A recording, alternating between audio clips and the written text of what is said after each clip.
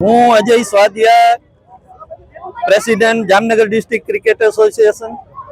આજ રોજ ગુજરાત સરકારના મંત્રીમંડળનું વિસ્તરણ થતા જામનગરના લોકલાડીલા ધારાસભ્ય, ઉત્તરના ધારાસભ્ય શ્રીમતી રીવાબા રવિન્દ્રસિંહ જાડેજાની મંત્રી તરીકે પસંદગી થતા અને જામનગરના એક સ્પોર્ટ્સ પર્સનની ધર્મપત્ની એટલે કે રવિન્દ્રસિંહ જાડેજા કે જેઓ આંતરરાષ્ટ્રીય કક્ષાએ ઓલરાઉન્ડર તરીકે નંબર 1 નું સ્થાન મેળવેલ છે, એવા રવિન્દ્રસિંહ જાડેજાના ધર્મપત્ની રીવાબા જાડેજા કે જેઓ ક્રિકેટ અને સ્પોર્ટ્સ પ્રત્યે સમર્પિત હોય તે આપણે સૌ જાણી શકીએ.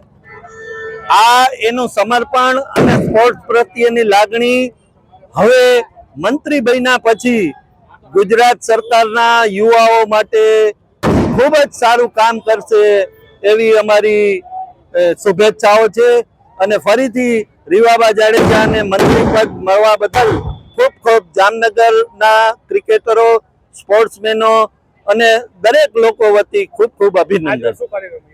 આજ રોજ એમને મંત્રી પદ મળતા અહીંયા સ્વેચ્છાએ જામનગરના ક્રિકેટરો અને ક્રિકેટ પ્રેમીઓ અને વાલીઓએ ફટાકડા ફોડી અને એનો ઉત્સવ મનાવેલ છે કે ઘણા વર્ષો પછી જામનગરને આવું મંત્રી પદ મળ્યું છે સ્પોર્ટ્સનું.